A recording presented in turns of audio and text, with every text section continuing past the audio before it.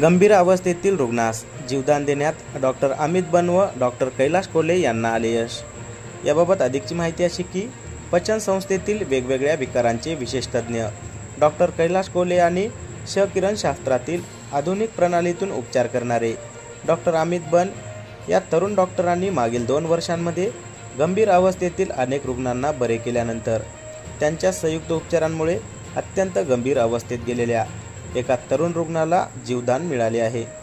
अलीकडच्या कालावधीमध्ये 25 ते 35 वयोगटातील तरुणांमध्ये यकृताशी संबंधित विकारांचे प्रमाण आणि त्यातील गुंतागुंत वाढली आहे। परभणी जिल्ह्यातील एक रुग्ण सतत होणाऱ्या रक्ताच्या उलट्या आणि त्यामुळे ढासळलेली प्रकृती यावरील उपचारांसाठी डॉक्टर कैलाश कोल्हे यांच्याकडे आला होता। अतिमध्य प्रश्नातून ही परिस्थिती उद्भवल्याचे निदान झाल्यानंतर रुग्णाची एंडोस्कोपी करण्यात आली। लिव्हर सिरोसिसमुळे या रुग्णाच्या जठराच्या आतील भागातल्या रक्तवाहिन्यांमध्ये दाब अर्थात प्रेशर वाढल्यामुळे रक्तस्राव होऊन हिमोग्लोबिनचे प्रमाण खूप खालावले होते। या रुग्णाच्या जठरामधून होणारा रक्तस्राव एंडोस्कोपीच्या माध्यमातून थांबवणे शक्य नसल्याचे लक्षात आल्यानंतर डॉक्टर कैलाश कोल्हे यांनी इंटरव्हेन्शनल रेडिओलॉजिस्ट डॉक्टर अमित बन यांची मदत घेण्याचे ठरवले। डॉक्टर बन यांनी यापूर्वी डॉक्टर कैलाश कोल्हे तसेच शहरातील इतर डॉक्टरांकडे गंभीर अवस्थेत गेलेल्या अनेक रुग्णांवर क्षकिरणशास्त्रातील आपल्या कौशल्याद्वारे यशस्वी उपचार केले आहेत।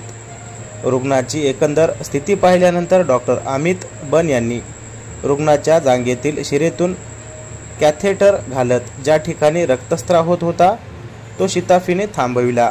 या रुग्णाचे हिमोग्लोबिन 4 पर्यंत खाली आले होते, पण नंतरच्या 4 दिवसानंतरच ते 11 पर्यंत पोहोचले।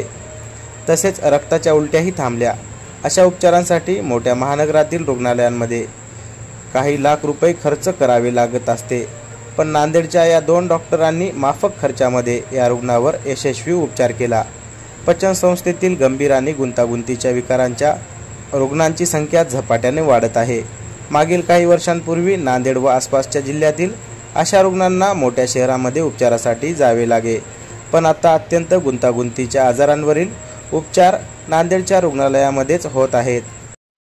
नमस्कार, मी डॉक्टर अमित अच्युत बन, नांदेड येथील व्हायटॅलिटी व्हॅस्क्युलर केअर सेंटर इथे मी इंटरव्हेन्शन रेडिओलॉजिस्ट म्हणून मागच्या 2.5 वर्षापासून काम करतो।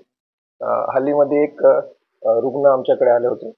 कोल्हे सरांनी आमच्याकडे पाठवले। त्यांना रक्ताच्या उलट्या होत होत्या आणि त्यांना लिव्हर खराब असल्यामुळं रक्तवाहिनीमध्ये फुगे बनले होते रक्ताचे आणि ते एंडोस्कोपीद्वारे ठीक करता येत नसल्यामुळे त्यांनी माझ्याकडे रेफर केलं होतं। त्या पेशंटचं आम्ही छोट्या सुईच्या मार्गाने ते रक्ताचे फुगे बंद केले आणि ते बंद करून त्या पेशंटचा रक्तस्राव थांबवून त्याचा जीव वाचवला। त्याचं HB 3-4 एवढं झालं होतं आणि आमच्या प्रक्रियेनंतर ते 11 पर्यंत आलं आणि या प्रकारे आम्ही त्याचे जीव वाचवले आणि आता पेशंट 1 महिन्यानंतर एकदम सुखरूप आहे आणि व्यसनमुक्तीसाठी पण गेलेला आहे। ह्या रुग्णांना मुख्य म्हणजे व्यसनमुक्ती करणं सर्वात महत्त्वाचं असते, कारण दारूमुळे लिव्हर खराब होणं आणि त्याच्यामुळे हे सगळे दुष्परिणाम होणं हे कॉमन असतं। तर हे कमी करण्यासाठी सर्वात मुख्य हा उद्देश असतो की दारू हे कमी करणं, बंद करणं आणि त्याच्यासाठी जे लिव्हरची जी ट्रीटमेंट असते ते गॅस्ट्रोएंटरोलॉजिस्ट करणं, ते ट्रीटमेंट रेग्युलर घेणं आणि हे चेकअप रेग्युलर करत राहणं की हे पुढे अजून असा एपिसोड होऊ नये हे लक्षात देणं फार महत्त्वाचं आहे।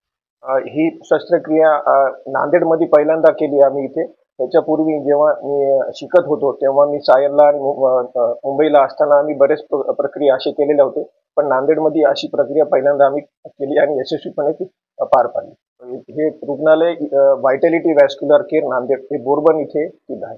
मी आता व्हायटॅलिटी व्हॅस्क्युलर केअर हे हॉस्पिटलचं नाव सांगितलं। इथे OPD आहे। ही प्रक्रिया करण्यासाठी आम्ही आधार हॉस्पिटलच्या ICU सेटअप आणि कॅथलॅबचा उपयोग केला होता आणि तिथले सगळे डॉक्टर, तज्ज्ञ डॉक्टर त्यांचा पण आम्हाला सपोर्ट होता आणि कोल्हे सरांचा मेनली त्याच्यात सपोर्ट होता। त्यांनी पण आम्हाला त्याच्यामध्ये सगळ्या मॅनेजमेंटमध्ये हेल्प केली। व्यसनासाठी सर्वात महत्त्वाचं हे आहे की आता जेवढे रुग्ण आपल्याला दिसून येतात त्याच्या ते बघून तरी लोकांनी थोडंसं सावध व्हावं आणि बंद करायची प्रक्रिया सुरू करावी। त्यासाठी जी काही मदत लागते, व्यसनमुक्ती केंद्र आहेत, डॉक्टरांचा सल्ला आहे, ते सगळे घेऊन ते कमी करण्याचं सुरू करून हळूहळू ते बंद करणं ही सर्वात महत्त्वाची गोष्ट आहे असं मला वाटते, कारण त्याच्यामुळे तयार होणारे जे आजार आहेत ते जीवघेणे असू शकतात आणि ते टाळणं फार महत्वाचं आहे.